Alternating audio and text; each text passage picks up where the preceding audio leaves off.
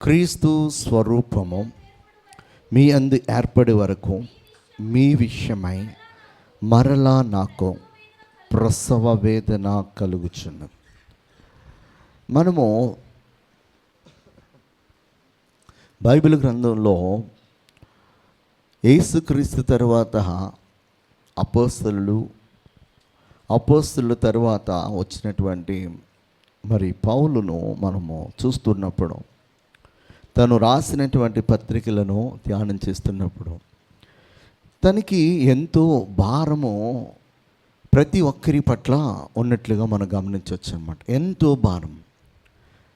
ఆ పత్రికలన్నిటినీ కూడా గమనిస్తున్నప్పుడు ఏ సంఘానికి రాసినా, ఎవరికి రాసినా కూడా ఆ సంఘాన్ని ఏ విధంగా చూడాలని చెప్పేసి పౌలు ఆశపడుతున్నాడో మనం గమనించవచ్చు అన్నమాట. 14 పత్రికలు రాసినటువంటి అపోస్తలుడైన పౌలు ఒక్కొక్క సంఘంలో ఉన్నటువంటి లోపాన్ని ఏం చేస్తున్నాడు అన్నమాట, గుర్తిస్తూ ఉన్నాడు. ఒక్కొక్క సంఘం ఉన్నటువంటి ఒక్కొక్క లోపాన్ని గుర్తిస్తూ ఆ లోపాన్ని సరిచేసి వారిని దేవునికి స్వారూప్యంలోనికి తీసుకొని రావాలని చెప్పేసి తను ఎంతగానో ఎదురు చూస్తున్నట్లుగా మనము చూడగలమాట. ఈ గలతీలకు రాసినటువంటి పత్రిక మనము సింపుల్గా మనం చూస్తే, వీళ్ళు అన్య జాతి సాంప్రదాయాలను ఇంకా పరిపూర్ణముగా విసర్జించలేదు. దేవుని యొక్క ఆపచేత ఆరంభమయ్యి మరలా శరీరానుసారమైనటువంటి కార్యముల వైపు మరల్చబడినటువంటి సంఘముగా గలతీ సంఘము ఉందన్నమాట.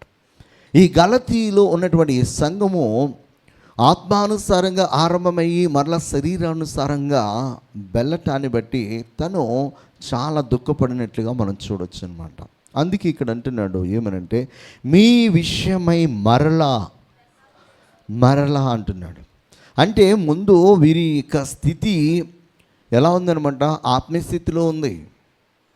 ఆత్మీయస్థితిలో అన్ని కట్టుకొని ఆయన సంఘాన్ని ఎస్టాబ్లిష్ చేసి అక్కడ ఉండేవాడు కాదనమాట. అక్కడ సరైనటువంటి లీడర్స్ని అక్కడ ఎన్నిక చేసి వారిని నడిపించడానికి, వారిని ఆత్మీయస్థితిలో బలపరచడానికి అక్కడ కొంతమందిని పెట్టి అతను వెళ్ళిపోతూ ఉండేవాడు.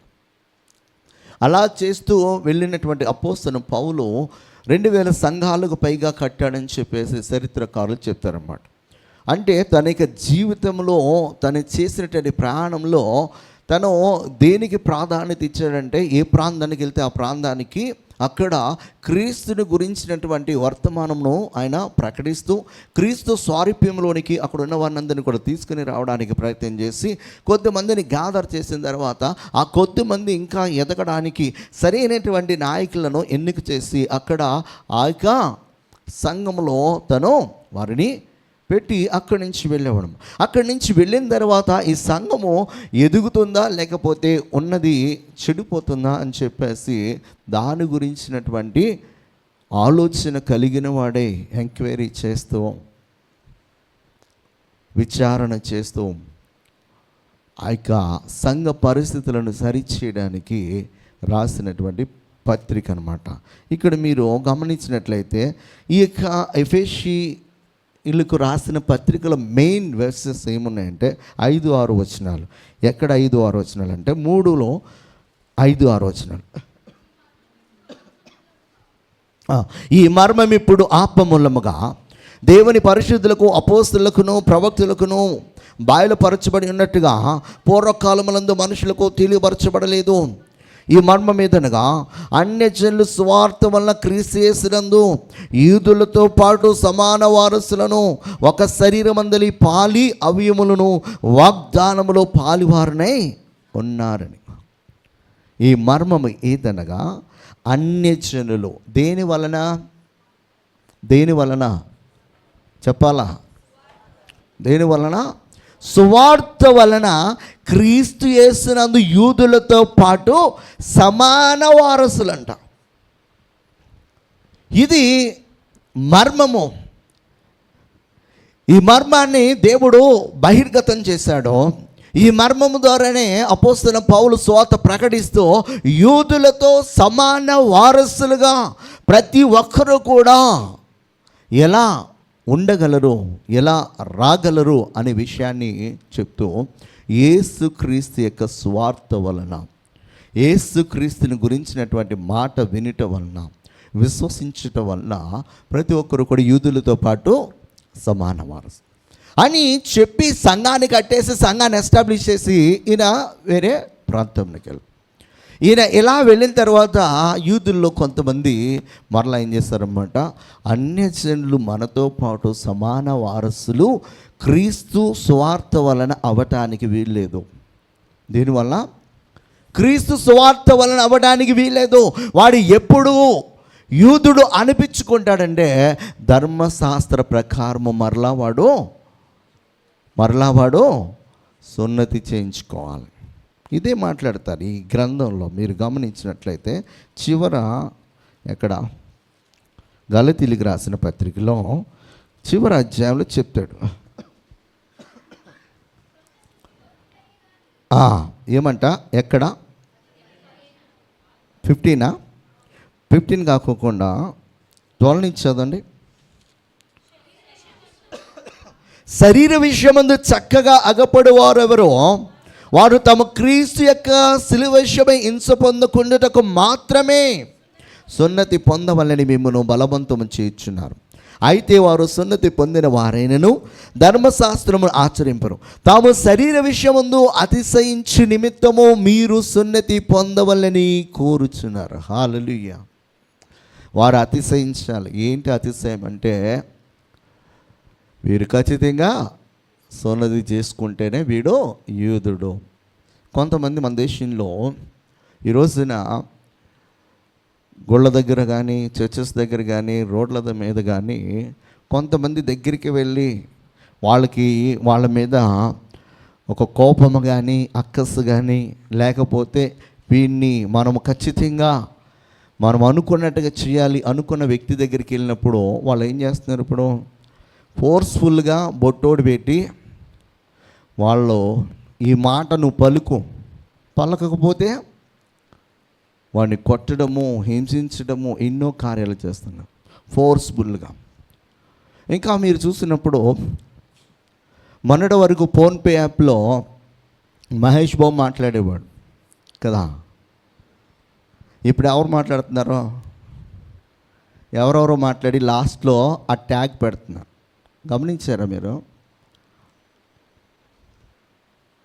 మీరు ఒక్కొక్కటిగా వాళ్ళు ఏం చేస్తున్నారంటే, ఇదివరకు ఎక్కడో ఒక గుడి దగ్గర, ఓ చర్చ్ దగ్గరికి వచ్చి పాస్టర్ని ఫోర్స్ఫుల్గా వారు అనుకున్నటువంటి ఆ యొక్క మనిషి యొక్క మాటను, ఆ మనిషి యొక్క పేరును పలికించి జై కొట్టించేవాళ్ళు. ఎక్కడో జరిగేది ఇప్పుడు అన్ని చోట్ల జరిగే విధంగా వారు ఏం చేస్తున్నమాట, ప్రయత్నాలు చేస్తున్నారు. ఫోన్పే యాప్లో కూడా లాస్ట్లో అది మాట వస్తుంది అన్నమాట.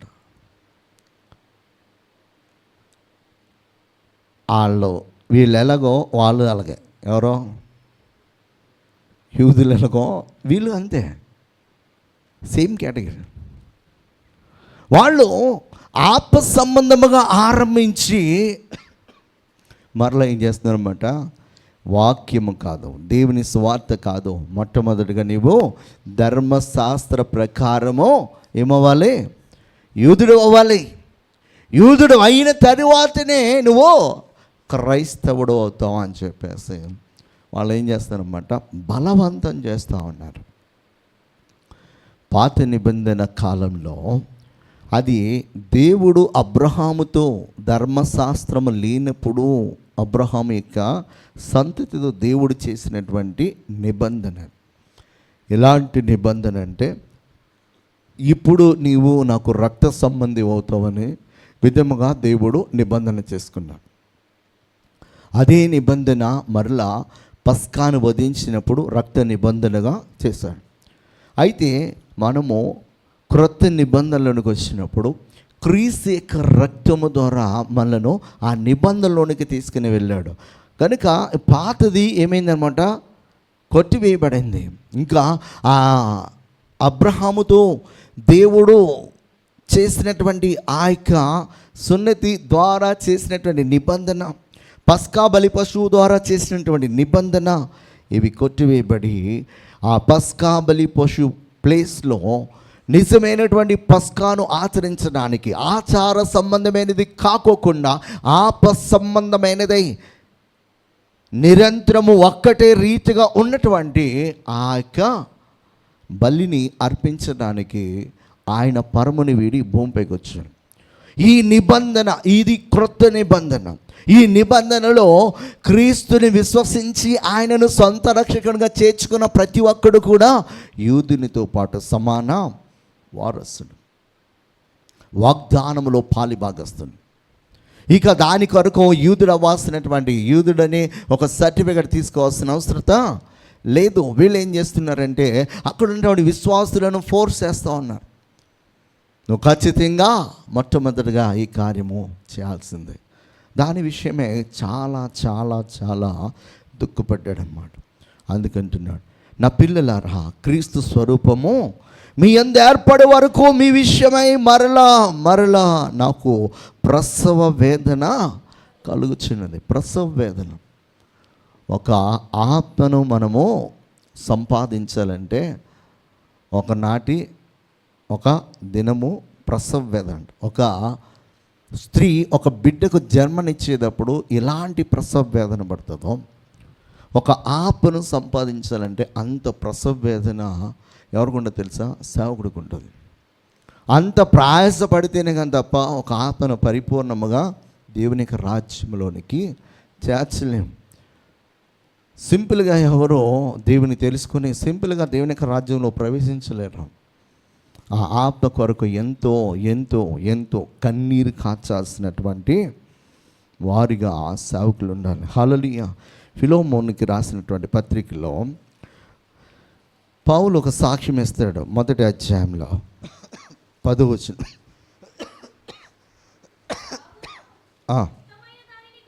1:10.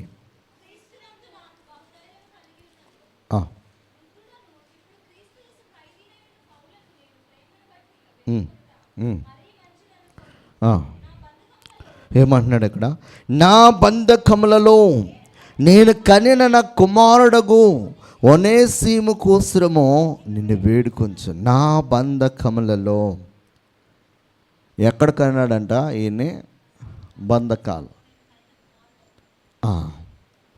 మనోడు ఎక్కడికి వెళ్ళినా కూడా మనోడి యొక్క అల్టిమేట్ టార్గెట్ ఏంటి అనమాట? అల్టిమేట్ టార్గెట్ ఏంటి? ఆత్మలను సంపాదించడం.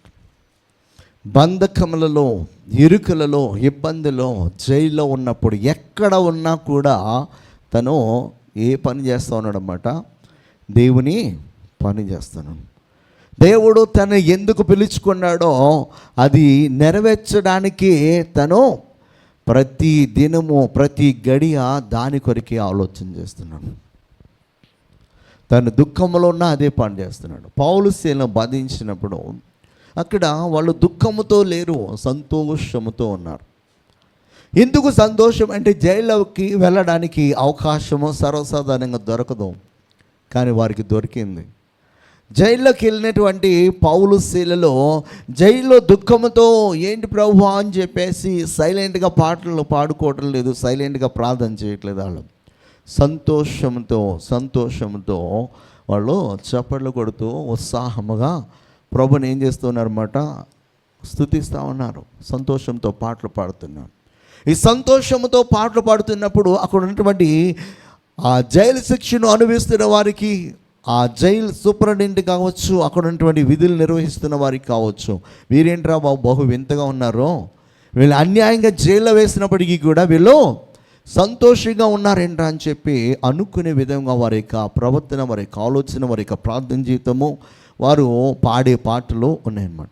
వారు ఎప్పుడైతే ఇలా సంతోషంతో దుఃఖంలో ఉన్నప్పుడు కూడా, ఇరుకులు ఉన్నప్పుడు కూడా, ఇబ్బందులు ఉన్నప్పుడు కూడా సంతోషంతో ఎప్పుడైతే వారు పాటలు పాడుచున్నారో అక్కడ దేవుని యొక్క మహా అద్భుతమైన కార్యం జరిగింది.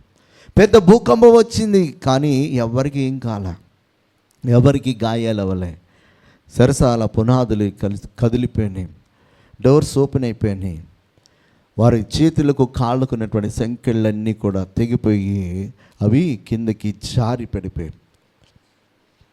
అంత ఇనప సంఖ్యలు తెగిపోయి జారిపోయి కింద పడిపోయినాయి అంటే ఖచ్చితంగా పెళ్ళికి ఏమవ్వాలి? ఏదో ఒకటి జరగాలి.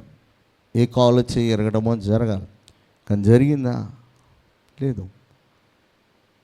ఏ అపాయము వారికి రాకోకుండా దేవుడు ఆ సంఖ్యలన్నిటిని తీసివేసినప్పుడు అక్కడున్న వారికి ఆశ్చర్యం కలిగింది. ఏ కుటుంబానికి రక్షణ వచ్చింది? ఆ సూపర్నెంట్ కుటుంబానికి రక్షణ వచ్చింది. అంటే పౌలు యొక్క ఉద్దేశము ఎక్కడ ఉన్నా దేని కొరకు ఆయన ఎదురు చూస్తున్నాడు, దేని కొరకు వేదన పడుచున్నాడంటే అనేక ఆత్మలను రక్షించడానికి. నేను బంధకంలో ఉన్నప్పుడు అంటున్నాడు అక్కడ, నేను కనిన కుమారుడు ఒనేసిము కొరకు నిన్ను వేడుకొంచున్నాను. హల్లెలూయా. ఐజియా చాప్టర్ 53:11 మరి యెషయా ప్రవక్త ఇక్కడ ఒక వ్యక్తి గురించి మాట్లాడుతున్నాడు. మీరు గమనిస్తే, అతడు తనకు కలిగిన వేదనను చూచి తృప్తి నందును, నీతిమంతుడైన నా సేవకుడు జనుల దోషములను భరించి తనకున్న అనుభవ జ్ఞానము చేత అనేకులను నిర్దోషులుగా చేయను. అతడు తనకు కలిగిన వేదనను చూసి ఏం చేస్తాడంట? తృప్తి నొందాడు. ఆ అతడు ఎవరన్నమాట? ప్రభువైన యేసుక్రీస్తు వారు. సిలువలో వేదన చెందుతూ కూడా ఆయన దేని కొరకు ఆయన విజ్ఞాపన చేస్తున్నాడంటే ఆత్మల కొరకు. నేను దప్పికొని ఉన్నాననే మాటలో ఆయన ఆత్మల దాహము ఎంత కలిగి ఉన్నాడో ఆ విషయాన్ని మనం చూడం. ఆయన శారీరకమైనటువంటి దప్పిక కోసం చూడలేదు. ఆయన ఎందుకు అని ఆలోచన చేస్తే ఆ రాత్రంతా కూడా ఆయన త్రాగలేదు. అంతకుముందు ఆయన శిష్యులతో ఆ లాస్ట్ సప్పర్ ఆ చివరి భోజనంలో ఆయన ఏదైతే తిని త్రాగాడో అదే లాస్ట్. ఇక అక్కడి నుంచి ఆయన తిన్నది లేదు, త్రాగింది లేదు. ఆయనను రాత్రంతా కూడా తిప్పుతూనే ఉన్నారు. రాత్రంతా కూడా ఆయనకి స్వెట్టింగ్ అవుతుంది. రాత్రంతా కూడా ఆ చెమట రక్త బిందువులే వస్తూనే ఉంది. కొద్దిసేపు మనం మాట్లాడితేనే ఒక గంట తరువాత ఖచ్చితంగా మనం ఏం చేయాలన్నమాట? వాటర్ తాగాలి. లేకపోతే గొంతులో డ్రై అయిపోయి మాట మనము సరిగా మాట్లాడలేం. ఒక పాట పాడినా మాట్లాడినా కొన్నిసార్లు టెన్షన్ తీసుకున్నప్పుడు ఆ సమయంలో నీరు తాగాలి, లేకపోతే బాడీ అంతా డీహైడ్రేట్ అయిపోతుంది. కానీ ప్రభువైన యేసుక్రీస్తు వారి గెత్సేమనే తోటలోనే డీహైడ్రేట్ అయిపోయాడు. అప్పటి నుంచి ఆయన సిలువలో ఆయన ఆఖరి ఊపిరి ఆగేంత వరకు కూడా ఆయన ఏం త్రాగలేదు, తినలేదు. కానీ అప్పటి వరకు కూడా ఆయన నీళ్ళిమ్మని చెప్పేసి అడగనటువంటి వ్యక్తి సిలువలో ఎందుకు పలుకుతున్నాడు? లేఖనము నెరవేర్చడానికి. ఆ లేఖనము ఏంటంటే, నేను అనేక ఆత్మలను రక్షించడానికి, ఆత్మలకు కాపరిగా నేను వచ్చాను. ఆ ఆత్మలను నేను మరి నా తండ్రి ఎద్దుకు తీసుకుని వెళ్ళడానికి, అనేకులను రక్షించడానికి ఈ లోకానికి వచ్చాను అనే విషయాన్ని ఆ లేఖనమును నెరవేర్చడం ద్వారా అక్కడున్న జనులకు తెలియపరుస్తున్నాడు. మరొకసారి ఆయన వేదనలో కూడా ఆయన దేని పట్ల దాహము కలిగి ఉన్నాడంటే మన పట్ల దాహం కలిగి ఉన్నాడు. అపోస్తలుడైన పౌలు తన యొక్క ఇరుకులో, ఇబ్బందులు, ఆటంకాల్లో, అవమానాలలో ఆ శిక్షను అనుభవిస్తున్నప్పుడు ప్రతి సందర్భంలో తను దేని కొరకు ఆలోచన చేస్తున్నాడంటే అనేకులను ప్రభు యొక్క రాజ్యంలో చేర్చాలని చెప్పేసి ఆలోచన కలిగి ఉన్నాడు. హల్లెలూయా. ఇక్కడ యెషయా ప్రవక్తతో చెప్తున్నాడు, అతడు తనకు కలిగిన వేదనను చూసి తృప్తి చెందుతున్నాడంట. తృప్తి. మరి నీతిమంతుడైనటువంటి నా సేవకుడు జనుల దోషములను భరించి తనకున్న అనుభవ జ్ఞానము చేత అనేకులను నిర్దోషులుగా చేయను. అదే 53:10 మీరు చదివితే అర్థమవుతుంది. అతన్ని నలుగొట్టుటకు యెహోవాకు ఇష్టమైన ఆయన అతనికి వ్యాధి కలుగ చేసెను. అతడు తన్ను తానే అపరాధ పరిహారార్థ బలి చేయగా అతని సంతానము చూచెను. అతడు దీర్ఘాయుష్మంతుడగును, యెహోవా ఉద్దేశం అతని వలన సఫలమగును. అతని వలన, యేసుక్రీస్తు వలన తండ్రి యొక్క ఉద్దేశము ఏమైందనమాట, సఫలపరచబడింది. ఆయన లోకానికి వచ్చింది ఎందుకని మనం గమనించినప్పుడు, నేను నా చిత్తము నెరవేర్చుకోవడానికి రాలేదు కానీ నా తండ్రి యొక్క చిత్తమును నెరవేర్చడానికి వచ్చానంటాడు. 42వ అధ్యాయం, ఐజయా 42వ అధ్యాయము 1వ వచనము. ఇదిగో నేను ఆదుకొను నా సేవకుడు, నేను ఏర్పరచుకొనినవాడు, నా ప్రాణమునకు ప్రియుడు, అతని యందు నా ఆపన వచ్చినాను, అతడు అన్ని జనులకు న్యాయము కనుపరచును. ఇదిగో నేను ఆదుకొను నా సేవకుడు అని చెప్తున్నాడు. హల్లెలూయా. అతడు కేకలు వేయుడు, అరవడు, తన కంఠస్వరం వీధులు వినబడనీయుడు, నలిగిన రెల్లును అతడు విరువడు, మకమకలాడుచున్న ఇనుపనారవత్తిని ఆర్పడు అని చెప్పేసి ఎవరి గురించి చెప్తున్నాడు? ఇదంతా కూడా ప్రభు అయినటువంటి యేసుక్రీస్తు వారి గురించి యెషయా ప్రవక్త చెప్పడం మనం గమనించవచ్చు అన్నమాట. హల్లెలూయా. ప్రభు అయిన యేసుక్రీస్తు వారు ఆయన నలుగగొట్టబడుచు, ఆయన హింసింపబడుచు, ఆయన నిందలను అవమానాలను భరిస్తూ ఆయన మనందరి కొరకు వాటినన్నిటినీ కూడా సంతోషముగా భరించాడు అన్నమాట. సంతోషముగా భరించాడు. ఆయన సంతోషంగా భరించాడు కనుకనే మనం ఈ రోజున మరి ఆయన యొక్క రక్తం ద్వారా విడుదల పొందుకున్న వారము. హెబ్రీయులకు రాసిన పత్రికలో మనం చూసినప్పుడు మనందరికీ తెలిసినటువంటి మాట 5:7 ఆయన శరీరధారి ఉన్న దినములలో ఏం చేశాడంటే ఆయన మహారోదనముతో కన్నీళ్లతో తన్ను మరణము నుండి రక్షింపగల వానికి యాచనలను సమర్పించి భయభక్తులు కలిగి ఉన్నందున ఆయన అంగీకరింపబడిన. హల్లెలూయా. శరీరధారి ఉన్నందున మహారోదనతోటి కన్నీళ్లతోను ఆయన ప్రతి ఉదయము ఇంకా చీకటి ఉండగానే ఆయన అరణ్యమునకు వెళ్ళిపోయాడు. మనము ఒంటరి ప్రార్థన మన చుట్టూ ఎవరు లేనప్పుడు చాలా బాగా వస్తుంది.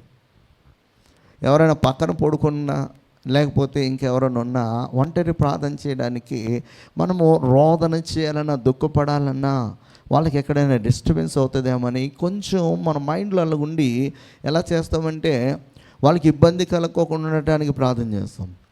అందుకే వాళ్ళకి ఇబ్బంది కలగకోకుండా దేవునికి మనకి ఇక ఎలాంటి అడ్డు అనేది లేకోకుండా ఉండటానికి దేవుడు ఏమన్నాడంటే, మీరు ఉపవాసం ఉన్నప్పుడు, మీరు ప్రార్థించాలనుకున్నప్పుడు, మీరు నాతో గడపాలనుకున్నప్పుడు మీరు తలంటుకొని ఎక్కడికి వెళ్ళమన్నాడో ఒక గదిలోనికి వెళ్ళి తలుపేసుకొని అక్కడ మీరు నాతో గడపండి. అంటే మనకి ఎలాంటి డిస్టర్బెన్స్ రాకూడదన్నమాట. ఇలాంటి డిస్టర్బెన్స్ మన వల్ల ఇతరులకి వెళ్ళకోకుండా మనం ఒక గదిలోనికి వెళ్ళి మోకరించి ఆకాశం వైపు చేతులెత్తే మనలను ఇంతవరకు కాపాడినటువంటి, ఇంతవరకు నడిపించినటువంటి దేవునికి ఒక్కసారి కృతజ్ఞతాస్తుతులు చెల్లించడం ఆరంభించాలి. అలా ఆరంభించి ఆ తర్వాత మనం పాపంలో పడిపోయినప్పుడు, మనము ఆయనకు ద్రోహం చేసినప్పుడు, ఆయన గాయాలు రేపినప్పుడు, ఆయన ఎన్నోసారి బాహటంగా సిలివేసినప్పుడు, ఆయన ఆ సమయంలో మనం శిక్షించుకోకుండా మనను క్షమిస్తూ కాపాడుచున్నటువంటి ఆయన విలువైన ప్రేమను ఒక్కసారి నెమరు వేసుకొని ఆయన స్తుతించడము రెండోదిగా చేస్తాయి. ఆయన చేసిన మేలులను మన పాపంలో ఉన్నప్పుడు కూడా మనల్ని శిక్షించుకోకుండా కాపాడుచు దయ చూపిస్తున్నటువంటి ఆయన యొక్క ఉన్నతమైన ఔన్నత్యమును బట్టి ఆయన స్తుతిస్తూ మనము ఎప్పుడైతే ఆరంభం చేసి ఇలా ప్రార్థిస్తూ ఉంటామో ఆటోమేటిక్గా మనలోనికి ఎవరు వస్తారో తెలుసా? పరిశుద్ధాత్మ దేవుడు వస్తాడు. ఈ పరిశుద్ధాత్మ దేవుడు వచ్చినప్పుడు మనను ఇంకను ఒప్పింపజేస్తాడు. ఎలా ఒప్పింపజేస్తాడంటే మనకి ఆటోమేటిక్గా ఏమొస్తుందంటే ఆ దుఃఖం అనేది వస్తుంది. ఆ రోదన, కన్నీళ్లతో కూడినటువంటి రోదన మన యొక్క ప్రార్థనలో ఉంటుంది అన్నమాట. ఆ రోదనలో మన యొక్క ముఖమంతం కూడా ఆ కన్నీళ్ళ ద్వారా కడగబడుతుంది అన్నమాట. మీరు ఉపవాసం ఉన్నప్పుడు గదిలోనికి వెళ్ళి మీ ముఖమును కడుక్కోమని చెప్తాడు అక్కడ. ముఖమును కడుక్కోమంటే నీళ్ళు బాటిల్ తీసుకుని వెళ్ళి ముఖం కడుక్కోవడం కాదనమాట. దేంతో కడుక్కోవాలి? మనము దేవుడు మన జీవితంలో చేసినటువంటి కార్యాలను నెమరవేసుకోవాలి, మన పాపస్థితిని నెమరవేసుకోవాలి, మనం ఒప్పుకోవాలి. వాటిని విడిచిపెట్టడానికి దేవుని సన్నిధిలో సహాయం కొరకు ఆయనను బ్రతిమాలుకుంటూ మనము ప్రార్థన చేస్తున్నప్పుడు ఆటోమేటిక్గా మన హృదయ అంతరంగంలో నుంచి వస్తాయి కనుక ప్రతి మాట కూడా అప్పుడు మన ముఖం ఏమవుతుంది అనమాట, కన్నీళ్ళతో కడగబడుతుంది. ఆ కన్నీళ్ళతో కడగబడిన తర్వాత ఆ పరిశుద్ధాత్మ దేవుడు మనలను ఏ విషయమే ప్రార్థించాలని చెప్పేసి ఆయన కోరుతున్నాడో అది మనకి తెలియపరుస్తాడు. ఆ విషయమే మనం ప్రార్థన చేస్తాం. అప్పుడు ఆ ప్రార్థన దేవుని సన్నిధికి ఎలాగెళ్తా తెలుసా? ఒక ధూపం వలె వెళ్తుంది. ఆ ప్రార్థనకి ఎవడు కూడా ఆపలేడు అనమాట. ఆపడానికి ఇక అడ్డు లేదనమాట. ఎందుకు అడ్డు లేదంటే నీ కన్నీటి ప్రవాహం ఏం చేస్తుంది అనమాట, అడ్డులన్నిటినీ కూడా పడగొట్టేసింది. అడ్డులన్నిటినీ కూడా తీసివేసి మార్గమును సరళం చేసింది. మన హృదయంలో పాపమును అలాగే ఉంచుకుంటే యెహోవా అంట మన ప్రార్థనను ఆలకించడంట. కీర్తనకారుడు అంటాడు ఏమనంట, నీ హృదయములో పాపమును ఏంటి అలాగే ఉంచితే ఏం చేస్తాడంటే ఆయన నీ మనవి వినకపోను. అందుకే మనం కన్నీరు కార్చేటప్పుడు మేలులతో మనము ఎంత తృప్తి చెందామో ఆయనను అంతిదిగా స్తుతించి ఆయన తృప్తి చెందేటట్లుగా చేయాలి.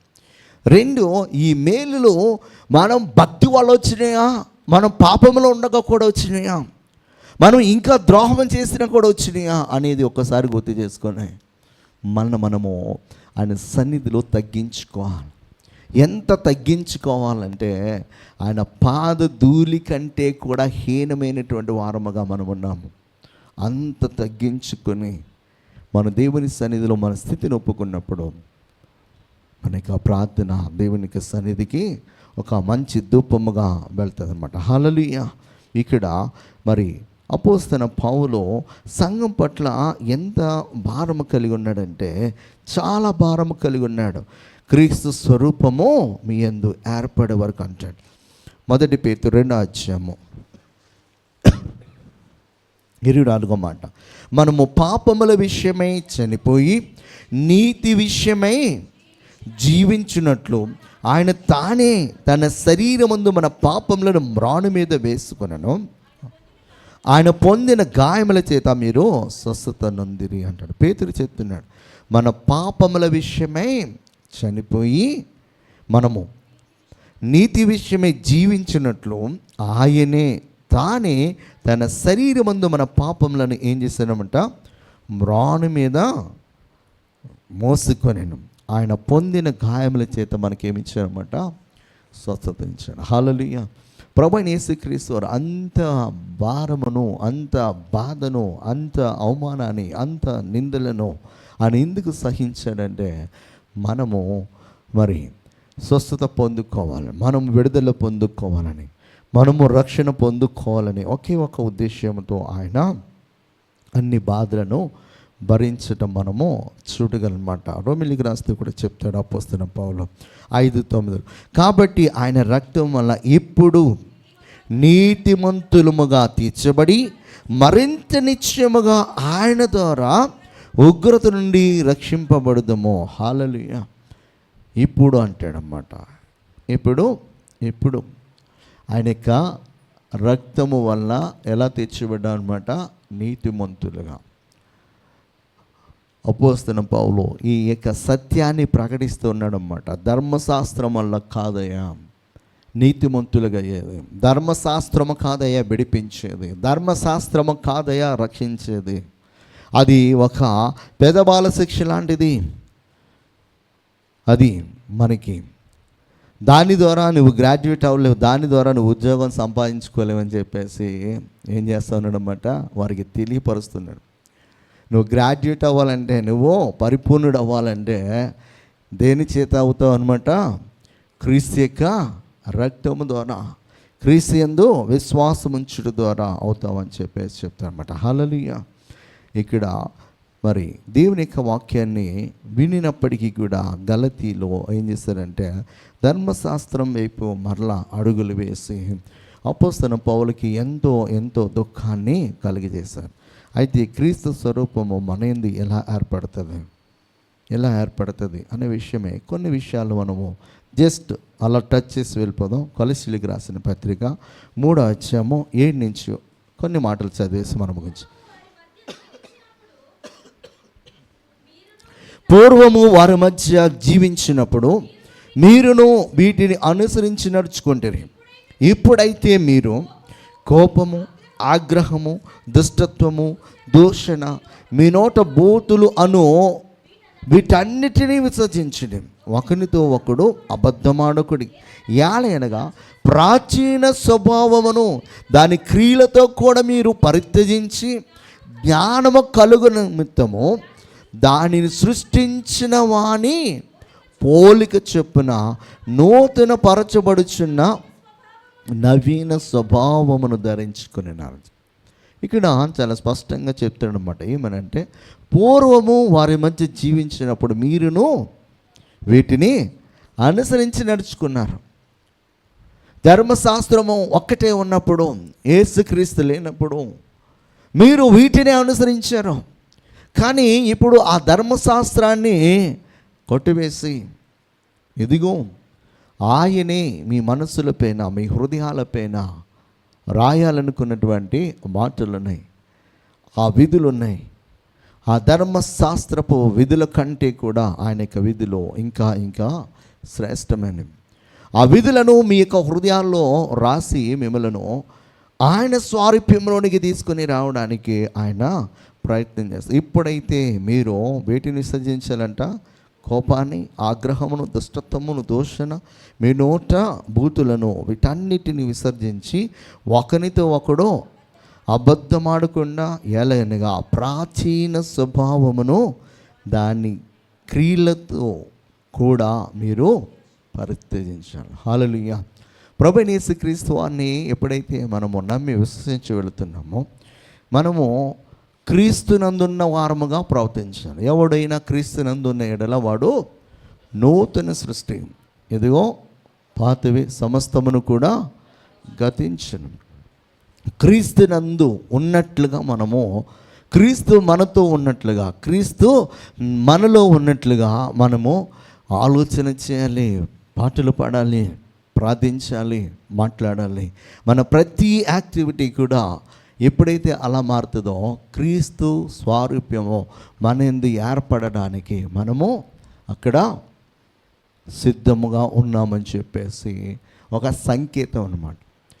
అపోస్తలుడైన పౌలు తను సాక్ష్యం ఇస్తాడు. ఏమనంటే ఇక మాట్లాడేది నేను కాదంటాడు, నడిచేది నేను కాదంటాడు, చేసేది నేను కాదంటాడు, సమస్తమును కూడా నాలో ఉన్నటువంటి క్రీస్తే చేస్తున్నాడు.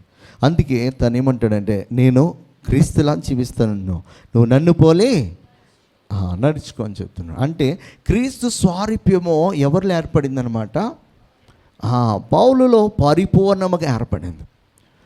అయితే తను ఎందుకు తనను చూపిస్తున్నాడంటే తనకు అర్థమైంది ఆత్మ ద్వారా, తనకు అర్థమైంది దేవునితో సహవాసం ద్వారా, తనకు అర్థమైంది తను చేసే ప్రతి పని ద్వారా నా యందు క్రీస్తు స్వారూప్యము ఏర్పడిందని. అయితే క్రీస్తు చనిపోయి మృతుడై 3వ దినము లేచి 40 దినాలు తను తాను ఇక్కడ ప్రత్యక్షపరుచుకుని ఆయన వెళ్ళిపోయాడు. ఇప్పుడు క్రీస్తుని చూపించాలంటే అక్కడ ఉన్న సంఘానికి క్రీస్తుల వారు లేరు. అందుకే క్రీస్తు వారి ప్లేస్లో ఎవరిని చూపిస్తున్నాడు అన్నమాట? తనని చూపిస్తున్నాడు.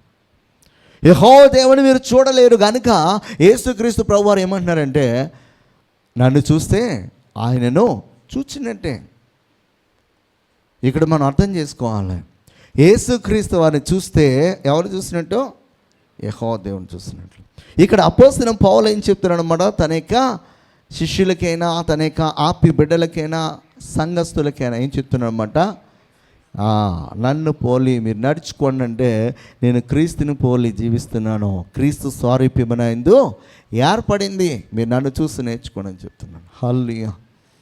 మనము క్రీస్తు స్వారూప్యం మనది ఏర్పడే వరకు కూడా మనము ప్రతి రోజు మనం చేసే ప్రతి పని అది క్రీస్తులా ఉంటుందా, లేకపోతే శరీర సంబంధమైనదిగా ఇంకా ఆ పాత రోత స్థితిలోనే ఇంకా విసర్జించుకోకుండా మనము బ్రతికేస్తున్నామా అనే విషయాన్ని మనము గమనించుకోవాలన్నమాట. హల్లెలూయా.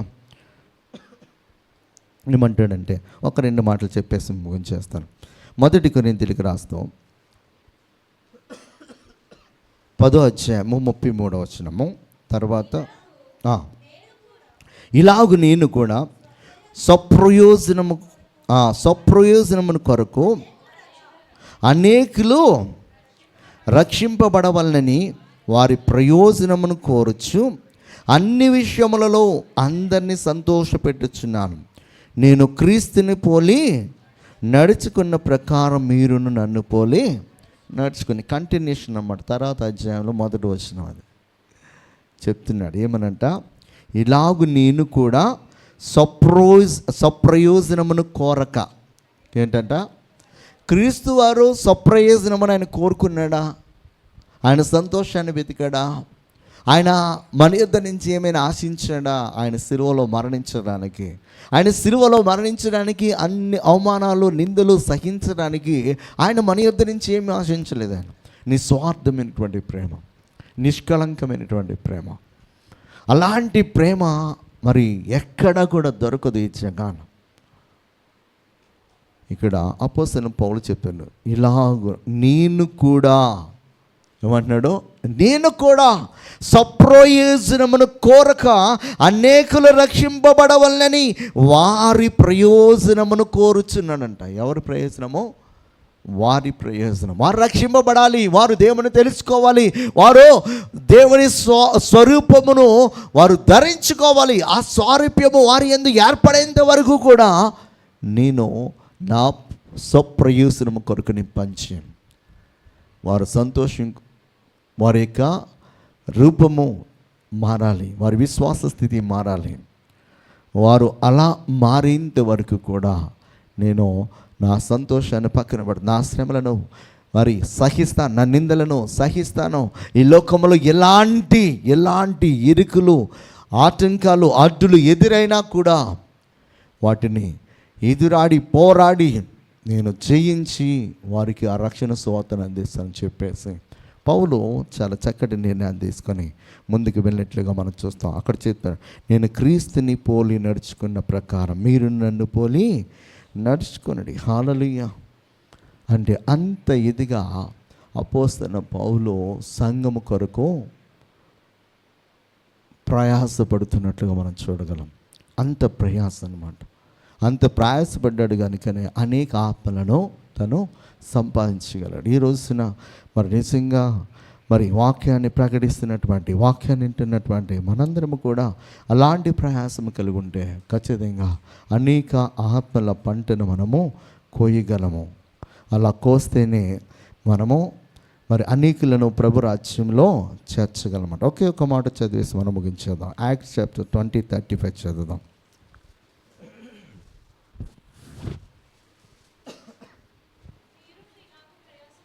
మీరును ఇలాగ ప్రయాసపడి బలహీనులను సంరక్షింపవలననియు పుచ్చుకొనుట కంటే ఇచ్చుట ధన్యం అని ప్రభువైన యేసు చెప్పిన మాటలు జ్ఞాపకం చేసుకొనవలననియు అన్ని విషయములలో మీకు మాదిరి చూపితేనని. అన్ని విషయములలో ఏంటంట, ఒక విషయమే కాదు, అన్ని విషయాల్లో అపోస్తలుడైన పౌలు ఏం చేస్తారన్నమాట, మాదిరి అన్నమాట. ఈ రోజున మాదిరికరంగా మనకి బోధించేవారు అంటే మాలాంటి వారు మాదిరికరంగా ఉన్నప్పుడు సంఘము అభివృద్ధి చెందింది. మాదిరికరంగా లేనప్పుడు ఏమవుతుంది అనమాట, సంఘం కూడా అలాగా ఉంటుంది. ఇక్కడ సంఘము అభివృద్ధి చెందాలన్నా, సంఘము ఇంకా ఆత్మీయ స్థితిలో లోతైన వేరుపారాలన్నా సేవకుడు మాదిరికరముగా అన్ని విషయాలలో మాదిరికరముగా ఉండటం అనేది చాలా ప్రాముఖ్యమని చెప్తూనే ఆ సంఘము పట్ల తనకున్నటువంటి ఆ భారమును తనుకున్నటువంటి ఆ యొక్క మరి ఆలోచనను ఆ సంఘానికి తెలియపరుస్తున్నాడు. మరలా మీ విషయమే నాకు ఏం కలుగుతుంది అంటున్నాడో, ప్రసవ వేదన. మీరు తప్పిపోయారు, మరలా మిమ్మల్ని సరిచేయడానికి నాకెంత వేదన, ఎంత వేదన, నేను ఎంత ప్రయాసపడాలి, ఎంత రోదన చేయాలి మరలా మిమ్మల్ని సరిచేయడానికి అని చెప్పేసి తను మాట్లాడడం అని చూడగలమాట. సంఘానికి వస్తున్న మనందరం కూడా వాక్యాన్ని తెలుసుకుని మనము నూతన సృష్టిగా మార్చబడడానికి, నవీన స్వభావమును ధరించుకోవడానికి, క్రీస్తు పోలిక మన యందు ఏర్పడే విధముగా ప్రతిరోజు ఆ వాక్యమును మన యొక్క హృదయంలోనికి తీసుకోవాలి. మన మనస్సులో ఆ వాక్యము ముద్రింపబడినప్పుడు మన హృదయము నిండిన దాన్ని బట్టి మన నోరు ఏం చేస్తుందంట, మాట్లాడుతుంది. మన హృదయము నిండిన దాన్ని బట్టే మన శరీరం ఏం చేస్తుందన్నమాట, ఆశ కలిగి ఉంటుంది, కోరిక కలిగి ఉంటుంది. వాటిని తన జీవితంలో నెరవేర్చుకోవడానికి ప్రయత్నం చేస్తుందన్నమాట. అందుకే ఆయన చేసే రెండవ నిబంధన ఏంటంటే, వారి మనస్సులపైన వారి హృదయాలపైన ఆయన రాస్తారని చెప్తున్నాడు. వారి మనస్సులపైన వారి హృదయాలపైన. బుక్లో నుంచి ఎక్కడికి వెళ్ళిపోవాలన్నమాట, మన యొక్క హృదయంలోనికి వెళ్ళిపోవాలి. హల్లెలూయా. అలా హృదయంలోనికి వెళ్ళడానికి ఆయన ప్రతిరోజు మన హృదయమైన తలుపుని ఏం చేస్తున్నాడు, ఆయన తట్టుచున్నాడు. ఎవరైతే విని ఆయన లోపలికి తెచ్చుకుంటారో ఆటోమేటిక్గా వారి మనస్సులోనికి, వారి హృదయాల్లోనికి ఆయన వెళ్ళిపోతాడు. కనుక ఆయన యొక్క ఆలోచనలు, ఆయన యొక్క తలంపులు, ఆయన యొక్క విధులు, ఆయన యొక్క చిత్తము అంతా కూడా వారిలో ప్రవేశిస్తుంది. కనుక ఇక నడిచేది, చేసేది, మాట్లాడేది ఇక ఎవరై ఉంటారన్నమాట, వారిలో ఉన్నటువంటి ఆయనే ఉంటాడనమాట. అది మన యందు ఏర్పడాలంటే మనము ఆయనకు ఏమి ఇవ్వాలన్నమాట, చోటు ఇవ్వాలి. ఆయన ఏమడుగుతున్నాడు, నీ హృదయంలో కొంత చోటు నాకు ఇమ్మని చెప్తున్నాడు. నీ హృదయం కావాలంటున్నాడు. ఆ హృదయాన్ని మనం ఇచ్చే వరకు ఉంటే ఖచ్చితంగా మనము క్రీస్తు పోలికలోని, క్రీస్తు స్వారూప్యంలోనికి ఖచ్చితంగా మనము వస్తాం. అనేకులకు మాదిరికరంగా, అనేకులకు ఆశీర్వాదకరంగా, అనేకులకు దీవెనక, అనేకులకు ప్రయోజనకరంగా మన యొక్క జీవితాలు ఉంటాయి. అటువంటి జీవితాలను దేవుడు మనకు అనుగ్రహించును గాక. ఆమేన్. ప్రార్థన చేసుకుందాం.